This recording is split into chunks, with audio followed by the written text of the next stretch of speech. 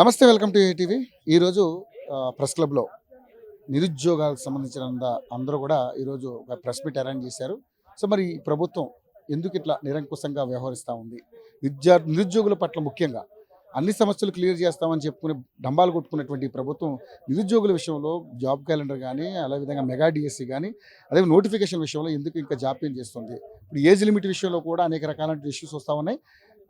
ప్రభుత్వం వెంటనే దిగి వచ్చి ఈ సమస్యను క్లియర్ చేయకపోతే సీఎం రేవంత్ రెడ్డి ఇంటిని కానీ, అదే సెక్రటరియట్ కానీ ముట్టడి కార్యక్రమం పెట్టుకునేటువంటి పరిస్థితి వస్తుందంటూ కూడా ఈరోజు ఈ ప్రెస్ మీట్లో చెప్పడం జరిగింది. మనతో పాటు సింధురెడ్డి గారు అవతో మాట్లాడదాం. మరి నిజంగానే ఏంటి అసలు వీరి విధి విధానాలు ఏంటి, ఏ విధంగా ముందుకెళ్ళబోతా ఉన్నారు అనేది వాళ్ళని తెలుసుకుందాం. నమస్తే మేడం. ఈరోజు ప్రెస్ మీట్ పెట్టారు. ముఖ్యంగా ప్రధానంగా మీ చర్చకు వచ్చిన అంశాలు ఏంటి ఒకసారి చెప్పండి. మేజర్ డిమాండ్ ఇవాళ వచ్చేసి ఏజ్ రెస్ట్రిక్షన్ అండి. ఇప్పుడు ఒక పొల్యూషన్ కంట్రోల్ బోర్డ్ లో ఒక నోటిఫికేషన్ ఇచ్చింది టీజీపీఎస్సీ. అందులో మాక్సిమం ఏజ్ లిమిట్ 34 ఉంది. ప్రీవియస్ గా వచ్చిన నోటిఫికేషన్స్ అన్నిటిలో 44 ఉంది. ఇక్కడ క్లియర్ విజిబిలిటీ. ఎందుకు ఏజ్ ని తగ్గించారు అనేది మా ప్రైమరీ క్వశ్చన్. అసలు తగ్గించాల్సిన అవసరం ఏంది?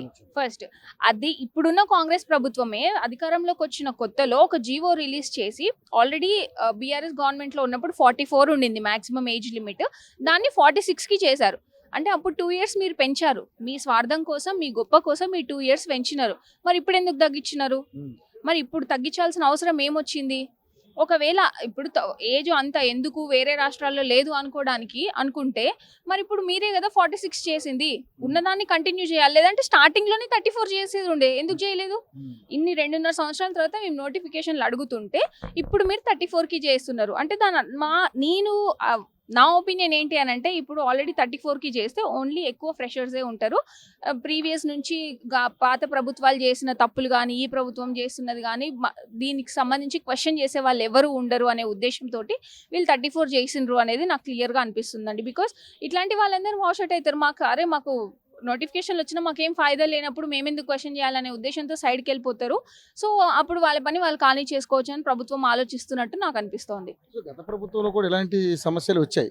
ఎందుకంటే ఏదంటే ఉద్యోగులు ఆల్రెడీ ఉన్న ఉద్యోగులు ఏజ్ లిమిట్ పెంచారు. అప్పుడు ఇక్కడ కూడా సేమ్ ఏంటంటే ఇప్పుడు ఏజ్ లిమిట్ తగ్గిస్తున్నారు. ఇచ్చే ఉద్యోగాలు తగ్గిస్తున్నారు. ఏంటి ఈ రాజకీయం ఏంటి? ఏ రకంగా చూస్తారు? ఇది ఎట్లా చూస్తాము అని అంటే, స్వార్థ రాజకీయాలు అయిపోయినాయండి. ప్యూర్ సెల్ఫిష్గా ఆలోచిస్తున్నారు. ఇప్పుడు ఇదే ఏజ్ తగ్గించడం అనేది ఒక ఎమ్మెల్యేకో, ఎంపీకో, ఎమ్మెల్సీకో తగ్గిస్తే ఊరుకుంటారా? ఎవరైనా వాళ్ళు ఊరుకుంటారా? నేను అడుగుతున్నా, మీరు ఊరుకుంటారు? ఒక సీఎంకి మేము ఒక ఏజ్ రెస్ట్రిక్షన్స్ పెట్టాలి అని మేము డిమాండ్ చేస్తామండి. మీరు ఊరుకుంటారా? అంటే మీకేమో లిమిట్లెస్, మాకేమో రెస్ట్రిక్షన్స్. ఎందుకు మాకు ఈ రెస్ట్రిక్షన్స్? సరే పోనీ ఓకే అండి, ఒక మంచి కోసమే ఏజ్ తగ్గించిండ్రు అని అనుకుందాం కాసేపు. అట్లాంటప్పుడు ఆల్రెడీ ఎగ్జిస్టింగ్ ఎవరైతే ఉన్నారో వాళ్ళకి కొంత టైం ఇచ్చిన తర్వాత ఫ్రెషర్స్ వచ్చే వాళ్ళకి 34 చేయండి. ఎవరు ఆపుతున్నారు? అసలు వితౌట్ ఇంటిమేషన్, అసలు ఏ ప్రాపర్ గైడ్ లైన్స్ లేకుండా ఇష్టానికి 34కి తగ్గించడం కరెక్ట్ కాదు కదా. ఇంత స్వార్థ రాజకీయాలు ఒక యువతతో చేయాల్సిన అవసరం ఏంటి? యువత అంటే రేపటి భవిష్యత్తే కదా. రేపటి రాష్ట్రం ఎట్లా ఉంటుంది అంటే ఈ రోజు ఉన్న యువతను బట్టే ఉంటుంది. అట్లాంటి వాళ్ళకి మీకు అన్యాయం ఎట్లా చేయబుద్ధి అవుతుంది? అంటే అఫ్ కోర్స్ నేను చూసింది అయితే కాంగ్రెస్ ప్రభుత్వంలో ఎవరికి కూడా ఒక మానవీయ కోణం అయితే లేదు. అసలు హ్యుమానిటేరియన్ గ్రౌండ్స్ లో ఆలోచించేవాడు ఎవడూ లేడు.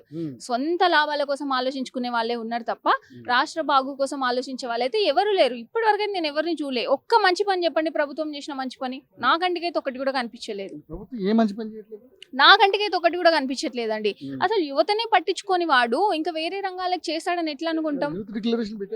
అది పేరుకే డిక్లరేషన్స్ ఉండే అండి. అట్లా చూసుకుంటూ పోతే 13 డిక్లరేషన్లు చేసిండ్రు. ఏ డిక్లరేషన్ ఇంప్లిమెంట్ చేసింది ప్రభుత్వం? ఇప్పుడు సరే పోనీ హామీలు అంటే మేనిఫెస్టోలో రకరకాలుగా ఇస్తారు. సరే దాన్ని ఎక్స్క్యూజ్ చేద్దాం. కానీ మినిమం చేయాల్సిన పనులు కూడా చేయకపోతే, ఇప్పుడు వాటర్ ఫెసిలిటీ ప్రాబ్లం ఉంది. ఈవెన్ హైదరాబాద్ లో ఉంది, స్టేట్ వైడ్ ఉంది. రైతులకి ప్రాబ్లం ఉంది. మినిమం అడ్మినిస్ట్రేటివ్ వర్క్స్ కూడా జరగట్లేదు. ఎగ్జాంపుల్ ఈ జీవో ఎక్స్పైర్ అయిపోయి 2 months అవుతున్నా ఇప్పటి వరకు దానికి సంబంధించి ఎట్లాంటి యాక్షన్ లేదు, ఎట్లాంటి రెన్యువల్ లేదు, ఏ జీవో రిలీజ్ చేయలేదు అని అంటే ఇక్కడ అడ్మినిస్ట్రేషన్ ఎంత డిలేడ్ గా నడుస్తుంది అనేది వెరీ క్లియర్ గా కనిపిస్తుంది. ముఖ్యమంత్రి రేవంత్ రెడ్డి గాని, సహచర మంత్రులు గాని ఏం చేస్తారు? వాళ్ళు సొంత దందాలు చేసుకుంటున్నారు. క్లియర్ గా కనిపిస్తుంది కదా. ఒక్కటి కాదు రెండు కాదు ఎవరి ఇప్పుడు సీతక్క ఉన్నది, ఆమె ఏమంటారు ఆమె ఫోన్ల స్కామ్ ఆమె వేసుకుంటది. రేవంత్ రెడ్డి ఉంటాడు, ఆయన రియల్ ఎస్టేట్ ఆయన చేస్తాడు, ఆయన మైనింగ్ ఆయన చేస్తాడు. ఈయన ఉంటాడు పొంగులేటి శ్రీనివాస్ రెడ్డి, ఆయన మైనింగ్ ఆయన చేసుకుంటాడు. ఎవరిని మాటినాడు, ఎవడి ఇష్టం వాడిది. కొండా సురేఖ ఆమె దందా ఆమె చేస్తుంది. వీళ్ళని బెదిరించుడు వాళ్ళని బెదిరించుడు చెప్పుకుంటే ప్రతి ఒక్కడు ఏదో ఒకటి చేస్తున్నాడు. అందులో బిజీ అయిపోయినారు. ఇంక ఇవన్నీ పట్టించుకునేవాడు ఎవడు? సొంత లాభాల కోసం తప్పితే ప్రభుత్వంలో పని చేద్దాం, ప్రజలకు మంచి చేద్దాం అనేది ఏం లేదంట. లేదు, 100% లేదు. ఉండుంటే ఒక్క మంచి పని చేసేవాళ్ళు కదా ఇప్పటి వరకైనా. అసలు క్యాబినెట్ మీటింగ్ లో ప్రధాన అంశం ఉండాల్సిన నిరుద్యోగ అంశము ఏ ఒక్క రోజైనా వినిపించిందా? ఇప్పటివరకు ఎన్ని క్యాబినెట్ మీటింగులు పెట్టినారు? ఎందుకు మాట్లాడలేదు? ఫినాన్సెస్ గురించి ఎందుకు మాట్లాడట్లేదు? అడ్డగోలు అప్పులు చేస్తున్నారు, దాని గురించి ఎందుకు మాట్లాడట్లేదు? ఎందుకు పబ్లిక్ డొమైన్ లో ప్రజలకు చెప్పట్లేదు? మీరు ఏం చేస్తున్నారో ఎందుకు చెప్పట్లేదు? మీ ఇష్టానికి ఓవర్ నైట్ జీవోలు తీసుకొస్తారు, మీ ఇష్టానికి ఓవర్ నైట్ మేము ఇది చేస్తాం అది చేస్తాం అనే ప్రాజెక్టులు తీసుకొస్తారు, ముందేస్తారు, అవి చేస్తారు తప్ప అసలైనవి పట్టించుకోరు కదా. ఇప్పుడు గ్లోబల్ సమ్మిట్ అని పెట్టినారు, ఆ రోజు చాలా మాట్లాడారు, మేము ఇది చేస్తాం అది చేస్తాం అని మాట్లాడినారు. మరి దానికి సంబంధించి ఏం చేసినారు ఇప్పటి వరకు? ఇప్పుడు దావోస్ పోతారు, లక్షల కోట్ల పెట్టుబడులు తీసుకొచ్చిన మన ఒక్క కంపెనీ ఎస్టాబ్లిష్ చేసిరా చూపించండి. శ్రీధర్ బాబు గారిని నేను అడుగుతున్నా, నువ్వు ఎస్టాబ్లిష్ చేసిన కంపెనీ ఏంది? బీయింగ్ ఐటీ మినిస్టర్ ఏం కంపెనీ నువ్వు ఎస్టాబ్లిష్ చేసినావు? ఎస్టాబ్లిష్ చేయకపోగా ఉన్న కంపెనీలను పక్క రాష్ట్రాలకు పంపిస్తున్నావు కదా. ఎన్ని ఫాక్స్కాన్ పోలేదా పక్క రాష్ట్రంకి? ఇట్లా కంపెనీలన్నీ పోతే మరి యువతకి ఉద్యోగాలు ఎట్లా వస్తాయి? అసలు నువ్వు ఇప్పుడు నిన్న ఈరోజు పేపర్లో చూస్తే ఒక ప్రైవేట్ ఆర్గనైజేషన్ ఒక డేటా పబ్లిష్ చేస్తే అందులో తెలంగాణలో అన్ఎంప్లాయ్మెంట్ రేట్ 8.9% ఉంది. అంటే చాలా హ్యూజ్. దాన్ని మీరు సవరించాల్సింది పోయి ఇట్లా ఎవరి దందాలు వాడు చేసుకుంటా పోతే రేపు రాష్ట్రం ఏమైపోవాలి? రేపు ఈ రోజు మీరు చేసే ప్రతి తప్పుకి ప్రతి అడ్డగోలు దందాకి బాధ్యులం మేమవుతాం. రేపు పొద్దున్న దానికి కట్టాల్సింది మేము. కానీ మరి మీ మీద ఒక రకమైన డెలిగేషన్ వస్తుంది, అది అందరి మీద. ఏదైతే వీళ్ళు కేవలం ఒక బీఆర్ఎస్లో చేతిలో కీలు బొమ్మలుగా వీళ్ళు వాళ్ళ ఇన్ఫ్లుయెన్సర్లుగా పనిచేస్తున్నారు తప్పితే పక్కా ఉద్యమం చేసి ప్రజలు ఎవరైతే నిరుద్యోగులు న్యాయం చేసే విధంగా వీళ్ళెవరూ పనిచేయట్లేదు. అంత పీటీఎం బ్యాచ్ అంటారు. దానికి పేటీఎం బ్యాచ్ అని వాళ్ళు అంటున్నారు. మరి చూపించాలి, మేము పేటీఎం బ్యాచ్ కదా, ఏ రకంగా పేటీఎం బ్యాచ్ మీరు ఆధారాలతో ముందు పెట్టండి. మేము రెడీ ఉన్నాం, ఛాలెంజ్ యాక్సెప్ట్ చేస్తున్నాం. మీరు ఎక్కడికి ఎవరు వచ్చి మాట్లాడతారో ఎవరు వచ్చి ప్రూవ్ చేస్తారో మేము రెడీగా ఉన్నాం. మీ ప్రూఫ్లతో రండి. అధికార ప్రతినిధులు కాంగ్రెస్ అధికార ప్రతినిధులు చాలా మంది అదే అంటున్నా, నేను అధికార ప్రతినిధులనే అడుగుతున్నా. నువ్వు చూపి బై, నేను ఎన్ని పైసలు తీసుకున్నా, ఎవరి దగ్గర నుంచి తీసుకున్నా, నేను ఏ రకంగా లబ్ధి పొందినా నువ్వు చూపించినప్పుడు నేను మాట్లాడతా. అడ్డగోలుగా నోరుంది కదా అని ఆరోపణలు చేయడం మీ నైజమేమో. మాకు అట్లాంటి అలవాటు లేదు, మాకు అట్లాంటి బుద్ధులు లేవు. అయినా ఫాల్స్ ఎలిగేషన్ చేయడం ఈజీ అండి ఎవరికైనా. నోటిఫికేషన్ వచ్చినాయి కదా మేడం. ఇప్పుడు నోటిఫికేషన్ ఏదో ఇప్పుడు పొల్యూషన్ డిపార్ట్మెంట్లో వచ్చింది. నోటిఫికేషన్ వస్తే ఒక బాధ, రాకపోతే ఒక బాధ, ఇచ్చిన ప్రాబ్లమ్ ఏ పోయిన ప్రాబ్లమ్ ఏదో ఒక రకంగా పెంట చేస్తున్నారనే మాట వస్తుంది. దాని ఏదో ఒక రకంగా పెంట చేయాల్సిన అవసరం మాకేంది? ఆల్రెడీ నువ్వు 44 ఉంది, 44 ప్రకారం ఇచ్చి ఉంటుంటే మేము ఎందుకు మాట్లాడతాం? మాట్లాడే ఛాన్స్ ఇస్తోంది ఎవరు? ప్రభుత్వమే కదా మాట్లాడే ఛాన్స్ ఇస్తోంది. నువ్వు నోటిఫికేషన్ చక్కగా ఇవ్వకుండా మమ్మల్ని అనే అధికారం మీకు ఎక్కడిది? తప్పు కదా. నువ్వు కరెక్ట్గా ఇవ్వు. ఇచ్చినాక కూడా మేము ఏదో ఒక పెంట పెట్టినప్పుడు నువ్వు మాట్లాడు. ఆ రోజు నువ్వు అన్న మాటలు దానికి మేము ఏకీభవిస్తాం. ఆ రోజు మేము ఆ మాటలకు బాధ్యులం అవుతాం. కానీ ఈ రోజు నువ్వు 44 ఇవ్వకుండా 34 పెట్టి ఇంకా పైనంగా మా మీదనే నువ్వు మాట్లాడుతుంటే ఇంకా మేము ఏమనాలి? ఫైనల్ ఏం లేదండి. మాకు ప్రైమరీగా ఇప్పుడు ఎందుకంటే 44 చేయాల్సిందే.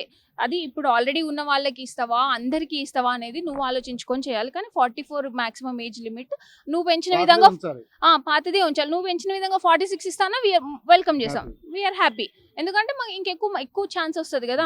ఇప్పుడు నోటిఫికేషన్స్ అనేవి ఎలక్షన్ ఎజెండా కాకపోతే మేము అడగకపోతుండే. మాకు ఏజ్ ఇంత ఉండాలి అని అడగాల్సిన అవసరం మాకు లేదు. ఒకవేళ అప్పుడు అడుగుంటుంటే మీడియా వాళ్ళు కాదు ఎవరైనా మమ్మల్ని తప్పుపట్టే అవకాశం ఉండేది. కానీ నువ్వు నోటిఫికేషన్స్ అనేటివి ఎలక్షన్ ఎజెండా చేసినప్పుడు ఇట్లాంటి వెసులుబాటు అనేది మాకు ఖచ్చితంగా కల్పించాలి. ఆల్రెడీ ఎగ్జిస్టింగ్ దే మేము కోరుతున్నాం, కొత్తదే మేము కోరట్లేదు. కాబట్టి we have all the rights.